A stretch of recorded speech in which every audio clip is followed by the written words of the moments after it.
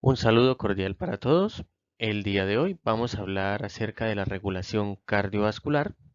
Les habla Hernán Darío Delgado Rico, su profesor. Ahora vamos a hablar acerca de los mecanismos hormonales que intervienen en la regulación cardiovascular, teniendo presente que estos mecanismos hormonales, algunos tienen una participación más a largo plazo y otros tienen una participación en el mediano plazo. Fundamentalmente nos vamos a encontrar con el sistema renina-angiotensina-aldosterona, la hormona antidiurética y los péptidos natriuréticos, el atrial y el cerebral. El sistema renina-angiotensina-aldosterona es un mecanismo de acción de mediano a largo plazo. Fundamentalmente, es desencadenado por fenómenos de hipotensión y baja volemia. Gracias a esta hipotensión que es sensada a nivel del riñón, se libera la renina, que es una enzima proteolítica, desde el aparato justaglomerular por efecto de estimulación sobre receptores beta o noadrenérgicos. La renina es una enzima que viene a actuar sobre un zimógeno, que es el angiotensinógeno, producido en el hígado, transformándolo en la angiotensina 1. Y esta angiotensina 1 va a ser biotransformada hacia la angiotensina 2 por medio de la enzima convertidora de angiotensina. Esto ocurre muy fundamentalmente en el tejido pulmonar y minoritariamente en otros tejidos de nuestro organismo. La angiotensina 2 va a tener un efecto directo sobre el músculo liso vascular, estimulando su contracción. Y de esto, pues las arteriolas son las más importantes o en donde esto ocurre de manera más significativa. De esta manera, pues logra elevarse la resistencia vascular periférica y gracias a esto, pues se va a elevar la presión arterial. Y otros mecanismos de la angiotensina 2 favorecen la liberación de la aldosterona desde la corteza suprarrenal, específicamente esas células de la capa glomerulosa de esta corteza glandular suprarrenal.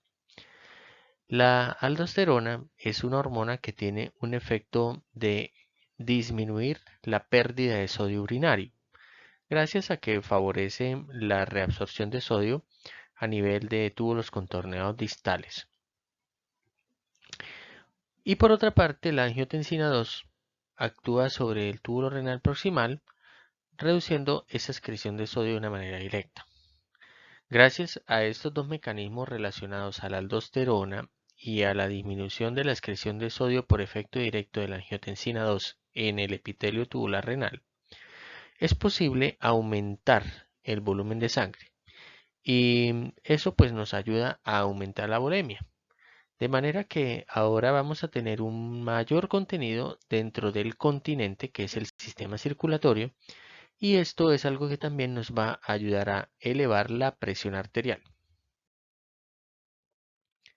En el caso de la ADH, vamos a tener que existe un doble mecanismo de disparo.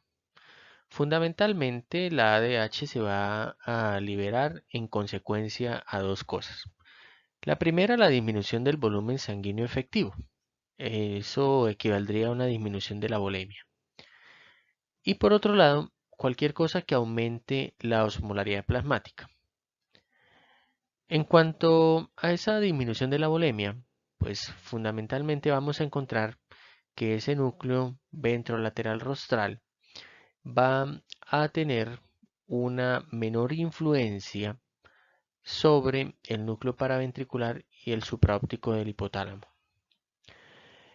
Eso es algo que viene condicionado desde las señales que está recibiendo ese núcleo presente en la región ventrolateral rostral desde los vasoreceptores de alta y baja presión ubicados en el sistema cardiovascular. Al final, pues detectar una menor presión por parte de estos receptores estimula a que haya secreción de la hormona antidiurética. Esta es una hormona que va a aumentarme la expresión de acuaporinas en el túbulo contorneado distal y la parte inicial del túbulo colector. Entonces estamos hablando de un mecanismo que hace una difusión facilitada de agua desde la orina hacia el torrente sanguíneo. En cuanto a los aumentos de la osmolaridad plasmática como desencadenantes de la secreción de la hormona antidiurética, pues el efecto va a ser fundamentalmente de manera localizada en el hipotálamo.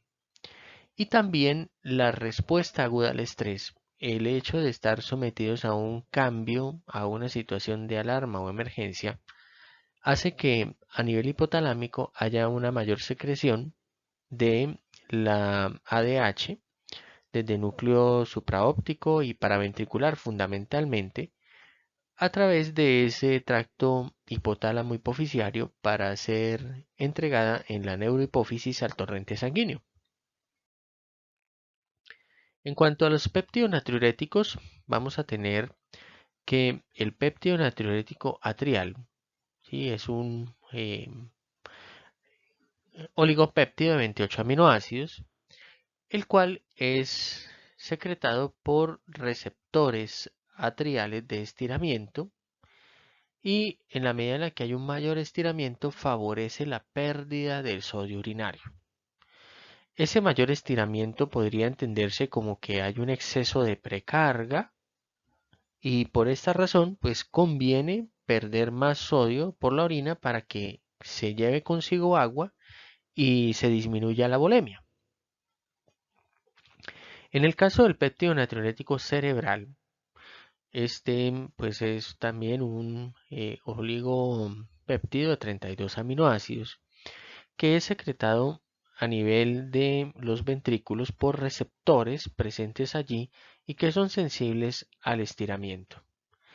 El efecto es muy parecido, es un inductor de la pérdida de sodio a nivel urinario, tiene una vida media algo más prolongada y ha sido encontrado útil como indicador de diagnóstico y pronóstico para insuficiencia cardíaca congestiva. Ya hablando de los mecanismos locales, estaríamos evidenciando lo que es el control tónico vasopresor, cuyo, digamos, principal mecanismo de acción es a través del sistema nervioso simpático. Vamos a encontrar una diversidad de receptores, como los alfa 1 que están presentes en la mayoría de los territorios vasculares y que muestra un efecto inductor de la constricción de los vasos sanguíneos por contracción del músculo liso vascular. En algunos lugares hay una respuesta vasodilatadora, como el caso de las arterias coronarias y vasos sanguíneos encefálicos, por estímulos sobre los receptores alfa 2. La prevalencia de los receptores beta 2 en el músculo liso vascular sistémico es muy escasa, por lo tanto no es un efecto significativo a considerar. Y por la vía del simpático, a nivel de las arteriolas del músculo esquelético, vamos a encontrar que su influencia sobre los receptores muscarínicos del tipo 3 ocasiona vasodilatación en el ejercicio. Y se ha propuesto que también puede estar teniendo un efecto vasodilatador coronario, esa influencia colinérgica del simpático a nivel coronario. Fundamentalmente por un fenómeno de modulación sináptica por vía de receptores muscarínicos 2 y 3, gracias a que ellos están modificando la actividad de las terminaciones simpáticas que secretan noradrenalina hacia estas arterias coronarias. En cuanto al parasimpático, pues vamos a encontrar que tiene opción de participar a través de receptores muscarínicos tipo 3 en lo que son genitales externos y cuerpos cavernosos de pene y clítoris. En estos órganos está generando una mayor producción de óxido nítrico con un efecto vasodilatador de estas estructuras. En cuanto a las arterias coronarias, por algún tiempo se achacaba que el parasimpático podía de pronto tener algún efecto. Sin embargo, pues hoy en día se conoce que en las arterias coronarias sanas, el parasimpático no logra generar algún efecto vasoconstrictor. Sería un efecto opuesto al de la rama simpática.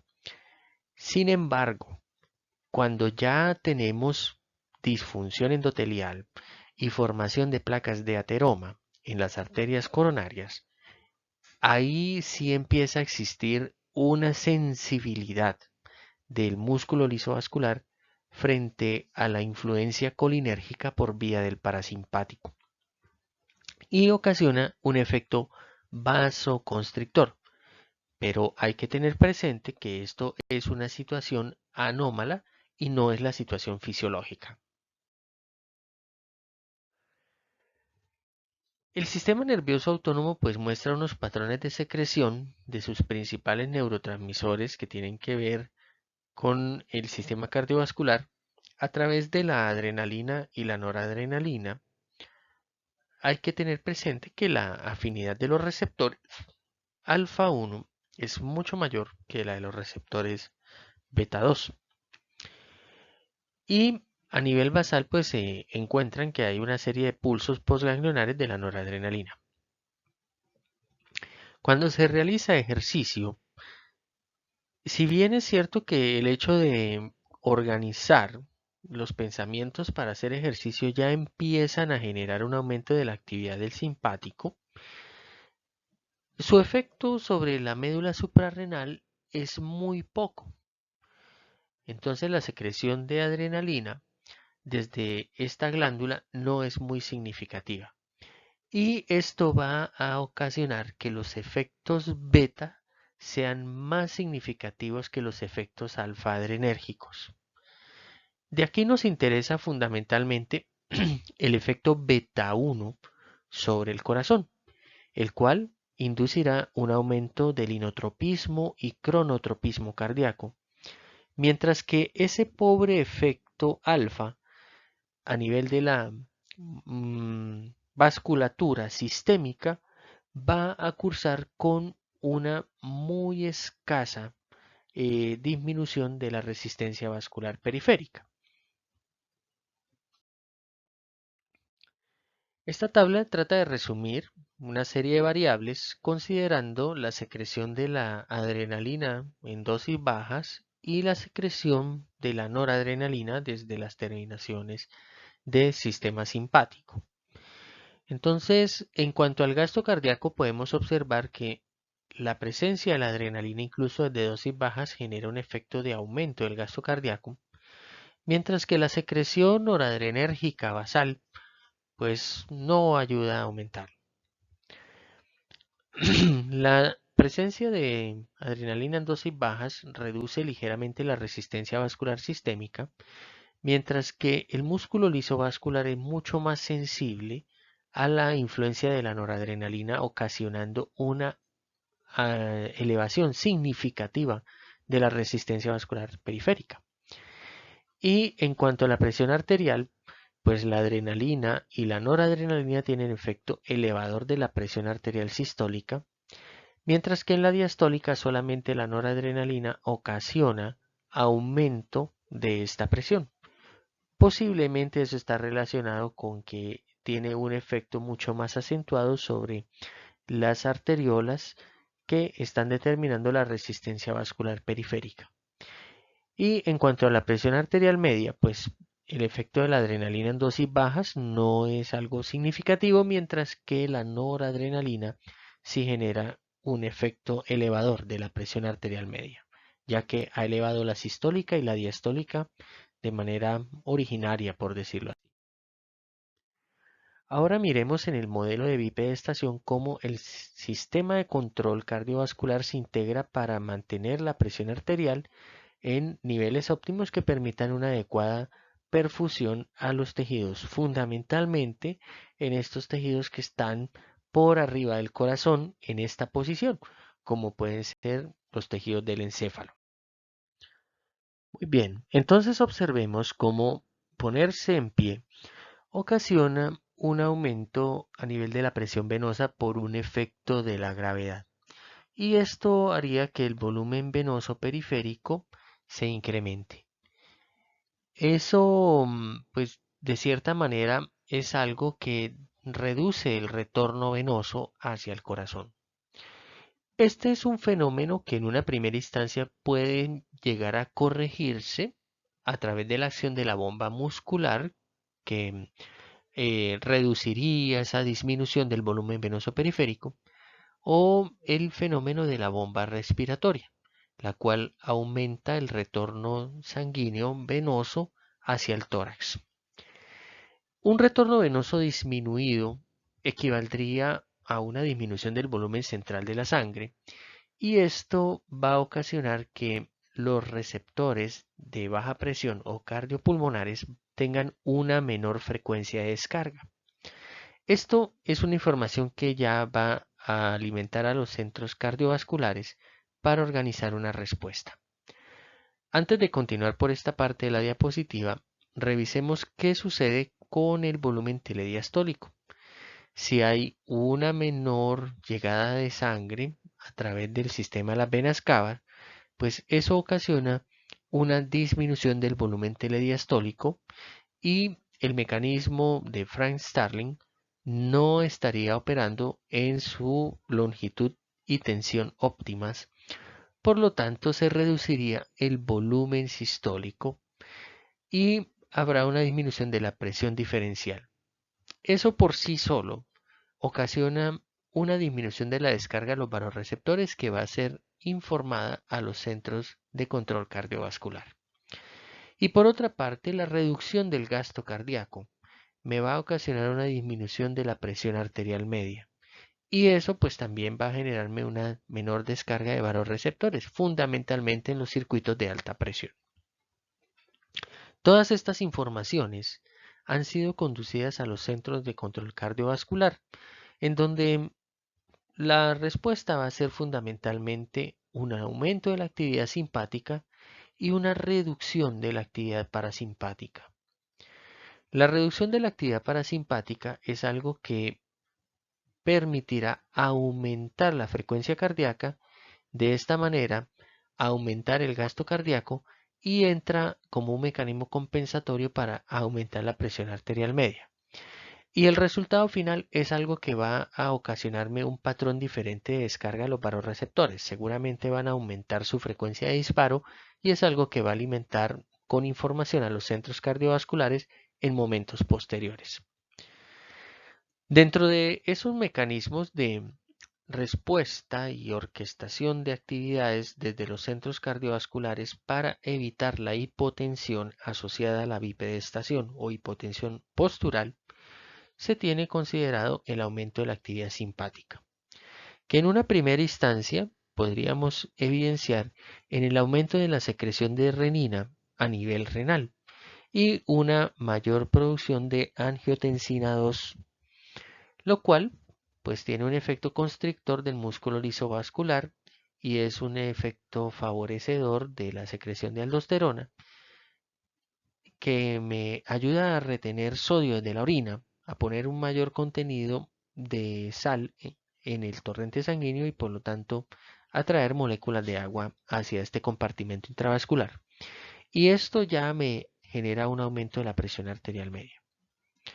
Otro de los efectos de la actividad simpática es el efecto directo por receptores alfa 1 sobre el músculo liso vascular, ocasionando vasoconstricción en la mayoría de los territorios sistémicos.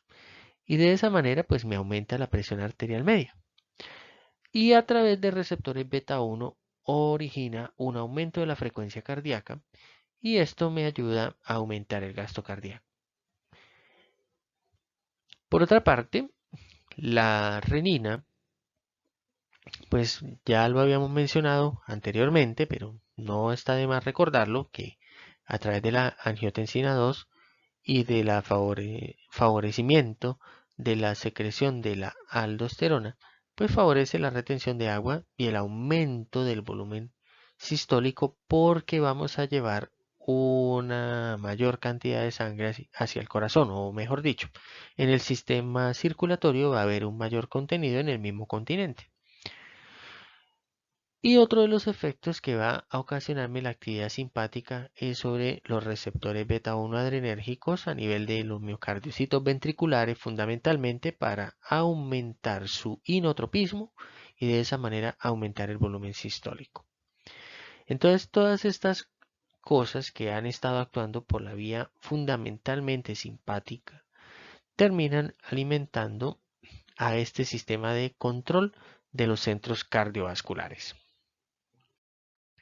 En la situación de choque o shock, en donde vamos a tener una marcada disminución de la presión arterial media en las personas por causas diversas, por ejemplo, una hemorragia o una acción significativa del parasimpático, que digamos son los dos modelos que más tienen que ver con el sistema cardiovascular, o digamos muy indirectamente con lo que es el choque séptico, aunque este está más relacionado con la liberación excesiva de algunas sustancias con un marcado efecto vasodilatador, el cual pues definitivamente va a disminuir la precarga y el retorno de sangre al corazón.